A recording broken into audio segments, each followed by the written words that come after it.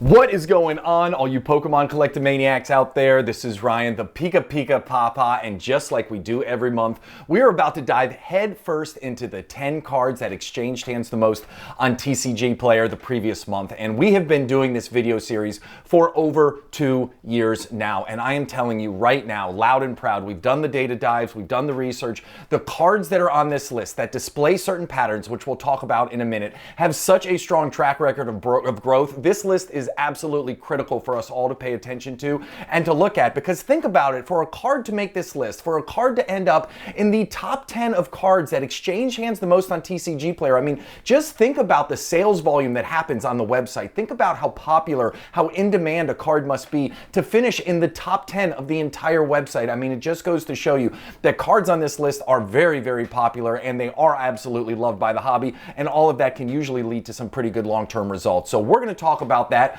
But I promised you I would make some modifications to the list this year, and that's exactly what I've done. So obviously we're going to talk about the card, we're going to talk about the individual price of that card, we're going to talk about the price of the sealed product that it comes from, either a booster box or if it's from a specialty set, Pokemon Center exclusive Elite Trainer boxes. I have a star system which shows you how many consecutive months in a row a card has been on this list, and the newest edition for 2025, as I told you, we did a deep data dive. We looked at all of the cards that were on the list in 2023 and 2024. And cards that had been on the list 3 or more times, if you had bought them at the 3-month time, at the third time it was on the list, the growth percentage of that was incredible. Like, you'll have to go back and watch the video, but every single time a card had been on the list for 3 times, at that third time, if you had bought it, the growth rate was like, I don't know, 40, 50, 60% on singles cards. So really, really powerful. So my promise to you was that I would start calling that out. So you'll see I have these 2 new indicators. I have a 3+ hero, which means this is a card that has already been on this list at least 3 times in the past. And then in red, I'm going to show you the new 3+ heroes. So any card that has reached that 3rd time shown on the list, doesn't have to be consecutive, but number 3 on the list, I'm going to call that out because we did the data dives and it shows us that we should pay attention to that. So lots of work went into this video. Lots of work goes into it every single month. And because of that, I'm going to ask you, if you enjoy this, if you want to see more, if you have a ton of fun, hit that subscribe button if you haven't already. And while you're at it, if you don't mind hitting that thumbs up button, those 2 small things go a really long way in helping my small channel out, and it lets me know you appreciate everything we do behind the scenes here. So with that out of the way, what you really want to see is the 10 cards that exchanged hands the most on TCG Player last month. But before we get into that, we always talk about the cards that have fallen off the list, and that's critically important this month because a lot of times we see some cards kind of carry over, right? That's why I created that star system, which shows how many consecutive months a card has been on the list. This month, the list is flipped up on its head from last month, and that is because every single card from the Surging Sparks set that was on the list last month has fallen off the list this month. Now, TCG Player doesn't just send out a list of the top 10 cards, they send out the top 100. So all 6 of these cards that you see here were on the top 10 cards that exchanged hands the most on TCG Player last month. They're not on it this month, but I can show you where they rank now. So you got the Hydrangea right there at number 25, the Milotic comes in at 23. You got 2 Pikachu cards, one at 27, one at 15, the Latias at 26, and the Lysia's Appeal at 21. Now, I mean, after a new set drops, we never see this many new cards on a top 10 list. So I called that out last month. I said it's really, really exciting, but it's also really different. We don't traditionally see that. When a new set drops, we see a couple of their cards in the next month because obviously people are excited for the new set. But to see 6 cards on the list was wild. Conversely, to see 6 of them fall off the next month is equally wild, but we do have another set that's taken their spots, and it's really interesting to see. So let's get into all of the other cards that are on the list right now. And as you all know, this is one of my absolute favorite cards from the entire Sword and Shield era, and honestly, it's one of my favorite cards of all time, and this is the Mewtwo VSTAR from Crown Zenith. It's coming in at number 10 this month.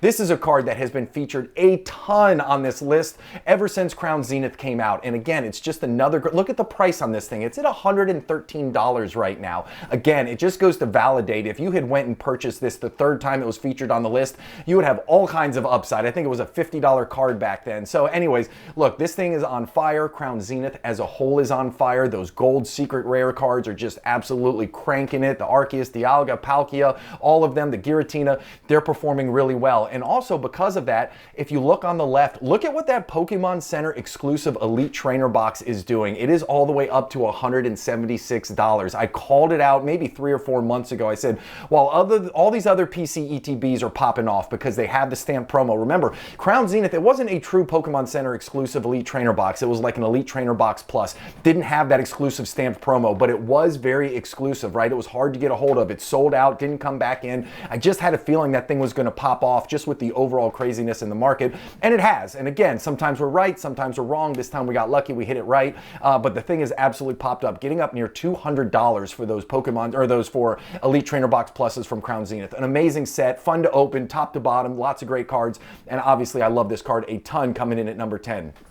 Coming in at number 8, which is really number 9, I just messed up the numbers, is the Venusaur from Scarlet and Violet 151. And this is where we see the big rotation, okay? So we saw all of those Surging Sparks cards come off. We're going to see the equal number of 151 cards coming on. Now, this card has been on 3 consecutive months. This is obviously a card that's been wildly popular. This is in our 3+ hero category. And look at what has happened. We saw that big spike in price about a month and a half, 2 months ago. And the question was, okay, was that market manipulation? Will it be able to hold on to it? Well, it has been able to hold that over $70 price point. And, you know, it doesn't surprise me. I talked about this in a video, I think it was on Sunday, and I said, you know, when you look at the top cards of 151 and you compare it to the top cards of Paldean Fates, like the Paldean Fates cards are more expensive. The Bubble Mew's more expensive than the Sunzard. I mean, you've got the Charizard from Paldean Fates, which is not as high as the Sunzard, but it's certainly up there, right? Then you got the Gardevoir, which is up at $70, $80 right now. And then, you know, you think about it, you got the Venusaur, you got the Blastoise, those are right in the $70 range.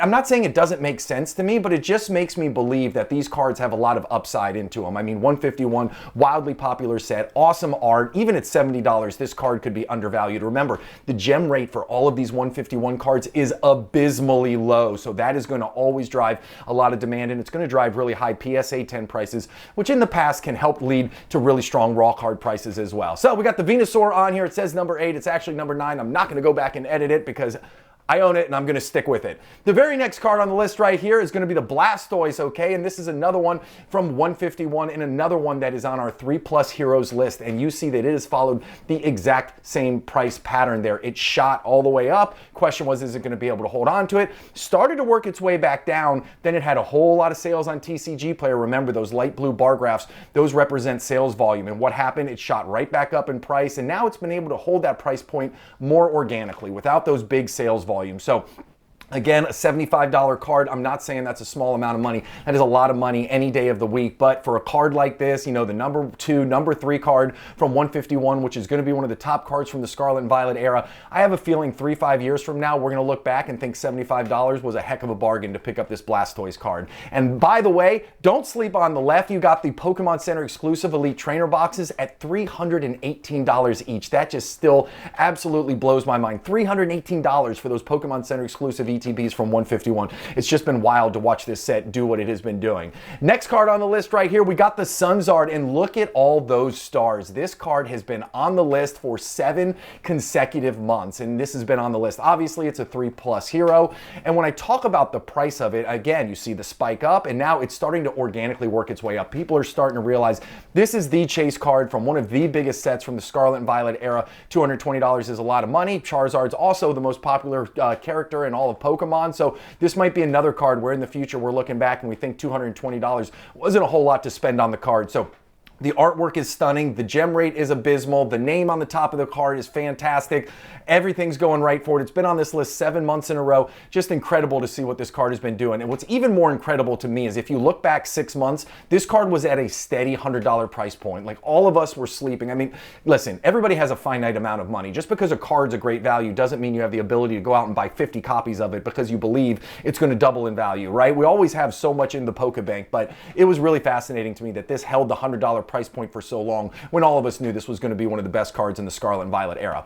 Next one on the list right here, we got Terapagos from Stellar Crown coming in at number 5, and this card has done something that I haven't seen as of late very often, and it has actually followed the Pokemon pop and flop. It actually started off at a very high price point, and then as more packs have been ripped, as more of these cards have been introduced into the market, the price has been coming down. We don't see that. A lot of times we've been seeing, you think about, you know, heck, even Surging Sparks, right? The cards come out and they actually appreciate in value in the short run instead of coming down as more products are open. But I've said it before, I'll say it again, you know, I don't know how much value this card is going to have in the long run. I mean, I get it, Terapagos is awesome, the rainbow art is amazing too, so we'll just have to see, but this has just hit the 3rd time on the list, and look at what the price is doing. The price is starting to flatten out there. It's starting to flatten out at the $75, $78 range. We call those support lines. We have seen in the past, not saying it's going to happen again, but we have seen in the past when cards start to hit those support lines for a little while, at some point in the future, they start to pick back up. So I'm not saying this is the time to get in. You never know where a top is. You never know where a bottom is. But it is following an interesting pattern, and this is the 3rd time it's been on the list. So certainly something to pay attention to. The other thing that I thought was interesting and I wanted to call out is look on the left-hand side right there. Booster boxes for Stellar Crown are at $152. It's... What's going on in the sealed space in Scarlet and Violet still blows my mind. $152. I mean, Stellar Crown booster boxes, I get it. You don't have a Charizard in there. You don't have a Pikachu in there. You don't have a Greninja in there. You don't have... There's just a list of what you don't have in there goes on and on. I know you got some really cool illustration rares with the Squirtle at the very top of mind for me. But it's interesting. I mean, the market just doesn't seem to care. $152 for Stellar Crown booster boxes right now. Next card on the list is the Eevee from Twilight Masquerade. This is the 2nd time this card has been on the list, and it is wasting no time in appreciating in value. Obviously, Prismatic Evolutions has got everybody fired up about everything Eevee, everything Umbreon, Sylveon, Blake, you name it. Everybody's fired up about it. So the card has seen a really organic growth. Again, look at the light blue bars. This wasn't a buyout. This wasn't, you know, somebody going in and buying every copy on TCG Player. You know, the sales volume is around 40, 50, 60 per week. The price is just going up. And this is one of the cards that I think has the opportunity to hold on to that price point. Now, when I see these aggressive spikes in the short run, I do believe there's going to be some volatility after that. We'll just have to see what it looks like. But I think this card is worth it. It's a fantastic card. Obviously, Twilight Masquerade is a very, very popular set. And again, we've got booster boxes which are going for a very high price point. I think they're all the way up to like 158, almost at MSRP right now. So almost at MSRP for Twilight Masquerade booster boxes. Again, super early in the life cycle. I anticipate we will see more of them introduced into the market in the future, but the way things are going, even if they release them into the market in the future, I have a feeling they're going to sell out just like that. We're in a very, very, I don't know, sealed product frenzy right now in terms of the Scarlet and Violet era. Next card on the list right here, we got Zapdos from 151 coming in at number 4. Another card that is in the 3+ hero category. This card has been on the list. It was very, very popular early on in Scarlet and Violet. 151's launch, and look at what the price has done. Another one where you look at the last 3 months. Yes, there was a period where somebody went and bought almost 100 of them in a single week. But even after that, the price has continued to appreciate even when the sales volume has normalized in that 20, 25, 30 range. So again, the general population, people out there are having no problem spending 50, 55, 60, and now all the way up to $62.52 for this card. Now, 151 is obviously a fantastic set. As I said before, the artwork on this card is amazing. Gem rates are absolutely abysmal. So lots going for this. Zapdos is one of the most popular Pokemon out there. Whenever we look at the most popular characters that are graded at PSA, a lot of times Zapdos is on that list. So next card. Speaking of Paldean Fates, which I talked about earlier in my comparison to 151, you got the Gardevoir card on here, and this is another new 3+ hero. This is the 3rd time this card has been on the list right here, getting up near that $90 price point. You got the Bubble Mew up there at $270, $280 now. You got the Charizard right up there near $200, and then you get this one clipping at the heels of $100. Could you imagine if Paldean Fates has 3 cards in it that are all over $100, and then it's supported by all the baby Charizard, or by the baby Pokemon, shiny baby Pokemon in there. I don't know why that was so hard. I got Charizard on the mind.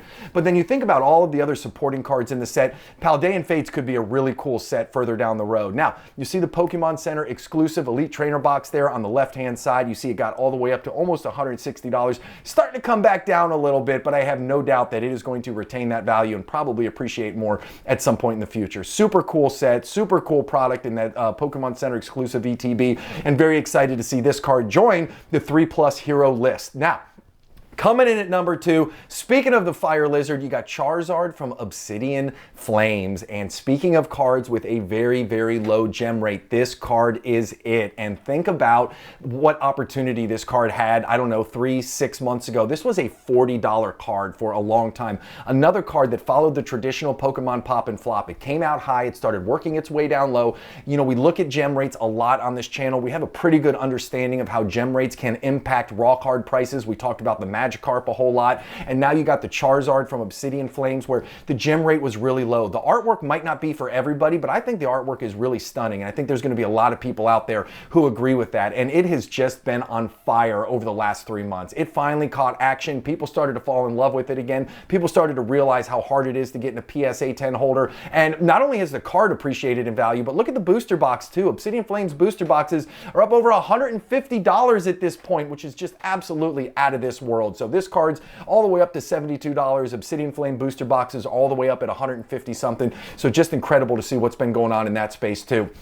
And the number 1 card, you know I love this. I just bought it for my youngest daughter for Christmas, and this is the Squirtle illustration rare from Stellar Crown. And I would not be surprised if in the long run, this gives the Terapagos card a run for its money as the number 1 most expensive card in the Stellar Crown set. I know it's not a special illustration rare. I know it's just an illustration rare, but you know, popularity matters, and I just think Squirtle is going to have a little bit more popularity than Terapagos in the long run. And if you look over the 3-month period, this thing has gone from a $40 card all the way up to almost a $60 card. The thing has been absolutely on fire. I think the artwork is really cool and unique. I wasn't sure how the market was going to take the artwork, but it seems like everybody loves it, so this card could be in a really unique position, and we'll have to see. 6 months, 12 months from now, we'll see if my prediction is right and if this card can actually take over as the number 1 card in the Stellar Crown set. We'll just have to wait and see. But anyways, that is it. Those are the top 10 cards that exchanged hands on TCG Player last month. I had a ton of fun pulling this together. I hope you enjoyed going through this journey with me, and if you did, and if you don't mind,